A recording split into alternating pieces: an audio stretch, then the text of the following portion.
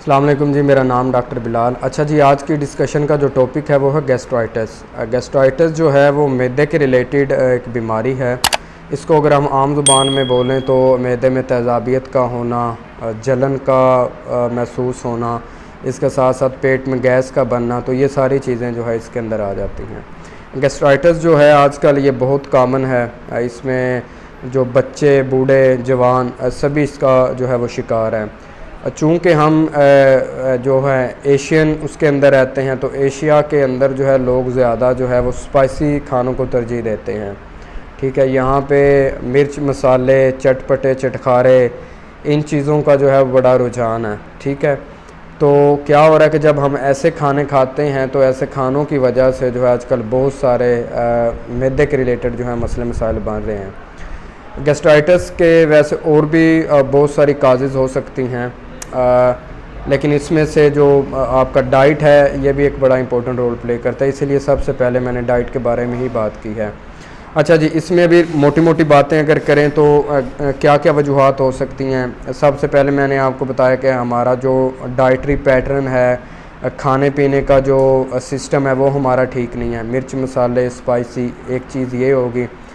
दूसरा ये है कि इसमें कोई जब लंबे अरसे के लिए हम लोग पेन किलर यूज़ करते हैं, एनसर्ड, आइबोब्रूफन, डिक्लोफेनिक वगैरह ऐसी बहुत सी अद्वियात हैं, जब हम वो यूज़ करते हैं, जैसे आजकल मैं अक्सर अपनी वीडियो में बात करता रहता हूँ कि पेन किलर्स का जो है वो ज़्यादा यूज़ ना करें। अब क्या होता है, जोड़ों में दर्दें हैं, कोई गैंठिया है, आर्थराइटिस है, बैक पेन है, या और बहुत सी वजूहत हैं जिसकी वजह से वो पेन किलर खाते हैं लंबे अरसे के लिए। जब वो लंबे अरसे के लिए खाते हैं तो वो आपका जो स्टमक है उसमें प्रॉब्लम क्रिएट कर देती हैं। अब इसका जो बेसिक मैकेनिज़्म है कि ये गैस्ट्राइटिस में होता क्या है, इसमें बेसिक ये होता है कि हमारे जो मैदा है, स्टमक है, उसके अंदर HCl होता है जिसको हम कहते हैं हाइड्रोक्लोरिक एसिड। ठीक है, वो एसिड जब एक वो उसकी नॉर्मल एक रेंज होती है, अल्लाह पाक ने बनाई हुई है कि उस रेंज के अंदर उसने जो है पैदा होना है मैदे के अंदर। जब वो नॉर्मल से हट के ज़्यादा पैदा होने लग जाए, मैदे के अंदर ज़्यादा प्रोड्यूस होने लग जाए, तो उसमें तेज़ाबियत होना शुरू हो जाती है। इसके साथ साथ एक पेप्सिन एंजाइम होता है जो हमारे खाने को हज़म करने में जो है वो मदद देता है। वो पेप्सिन क्या करता है, वो भी नॉर्मल से ज़्यादा जो है वो प्रोड्यूस होने लग जाता है, जिसकी वजह से मैदे में जलन, तेज़ाबियत और ये गैस वगैरह का बनना हो जाता है। तो दूसरा ये है कि मेडिकेशन का, ख़ासकर जो पेन किलर मैंने आपको बताई हैं, इनका जो ड्यूरेशन है वो लंबे ड्यूरेशन के लिए जब आप यूज़ करेंगे फिर भी आपको ये मसला बनेगा। इसके साथ साथ अगर आपको एनजाइटी है, डिप्रेशन है, किसी परेशानी में मुब्तला हैं, तो उसकी वजह से भी आपको स्टमक का इशू बन जाता है। इसमें क्या होता है कि आपको डिफरेंट जगह पे आपको पेन हो सकती है, लेफ़्ट साइड पे कभी यहाँ पे होगी, कभी यहाँ पे होगी, कभी बैक पे भी चली जाएगी। ठीक है, कंधे में हो सकती है, पेट के अंदर हो सकती है। ठीक है, इसके साथ साथ आपको नोज़िया, वोमिटिंग यानी दिल का मतली होना, ऐसे लगता है जैसे उल्टी आने लगी है। इसके साथ साथ हैवी फील होना, आपको जैसे जो आपने खाया है वो आपको लगे कि यार वहीं पे पड़ा है, नीचे नहीं जा रहा। तो ये सारे मसले मसाइल बनते हैं। बहुत सारे लोग इसको जो है वो कंसिडर करते हैं कि अल्लाह ना करे ये कोई हार्ट का प्रॉब्लम बन गया है, इसी वजह से वो हार्ट स्पेशलिस्ट को विज़िट करते हैं।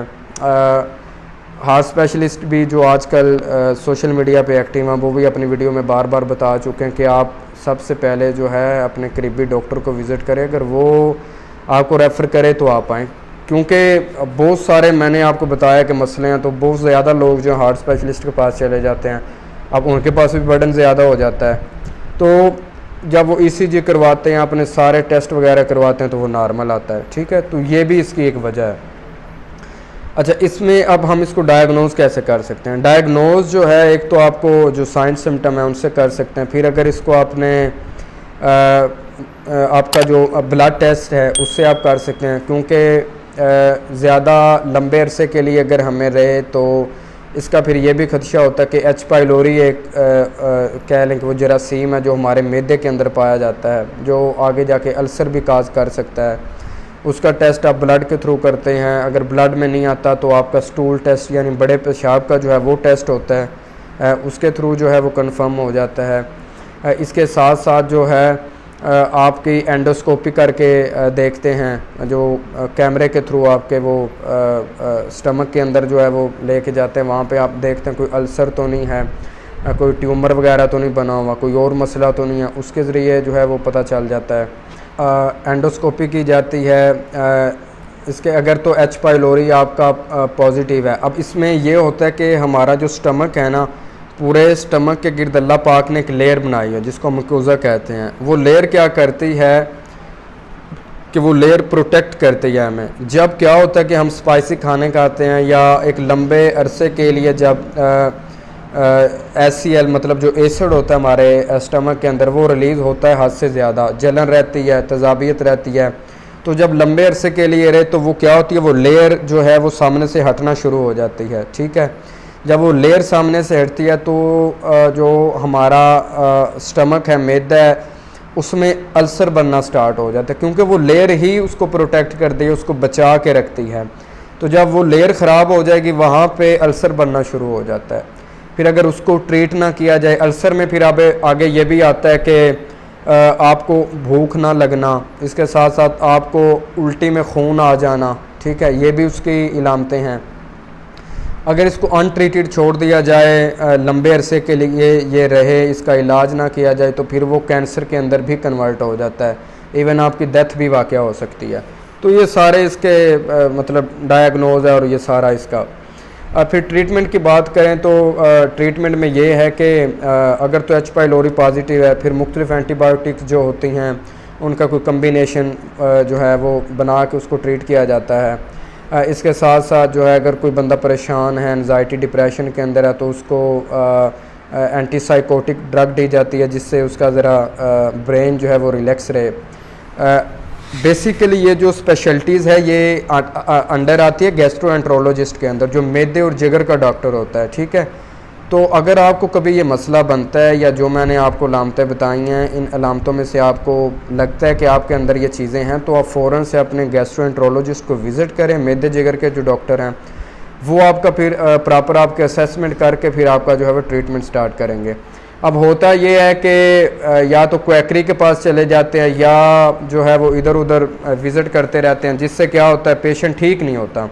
अब ठीक उसने उसी से होना है जिसकी वो स्पेशलिटीज़ के अंदर आता है। ठीक है, वीडियो बनाने का मकसद आपको थोड़ी आगाही देना होता है कि जी आपको अगर ये मसले हैं तो फलाना जो है स्पेशलिटीज़ के अंदर ये केस आता है, तो आप उसके पास जाएँ। हमारे यहाँ पे यही हो रहा है, बार बार मैं कह रहा हूँ यही हो रहा है कि लोग जो है पैसे बनाने के चक्करों में डॉक्टर हज़रात क्या करते हैं, पेशेंट को खजल खुआर करते हैं। जब उसके अंडर वो आता ही नहीं है तो उसको चाहिए डॉक्टर को कि वो आगे रेफ़र करे, जो उसका मुतलका डॉक्टर है उसके पास उसको भेजे, रेफ़र कर दे।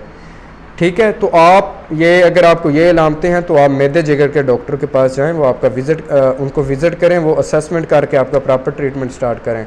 बहुत ज़्यादा केस आ रहे हैं, लोग एनजाइटी परेशानी के अंदर हैं। आजकल वैसे भी हमारे यहाँ पे जो एनजाइटी है, डिप्रेशन है, उसका लेवल कहीं ज़्यादा है। ठीक है, इवन यंग लोग जो हैं, यंग जनरेशन के अंदर भी ये चीज़ें आ रही हैं, तो वो यही कंसीडर करते हैं जी हमें कोई हार्ट का मसला बन गया और वो इस चीज़ को लेकर बड़े परेशान हैं। तो अगर आपको भी ये अलामतें हैं तो अपने करीबी जो है गैस्ट्रोएंटरोलॉजिस्ट को विज़िट करें, बजाय इसके कि आप क्वैकरी के पास जाएं या कहीं और जो है अपना इलाज करवाते फिरें हकीमों के पास, फिर वही नीम हकीम ख़तरा जान। तो अपनी जान से प्यार करें, अपनी ज़िंदगी से प्यार करें, अपनों से प्यार करें। खुदा हाफिज़।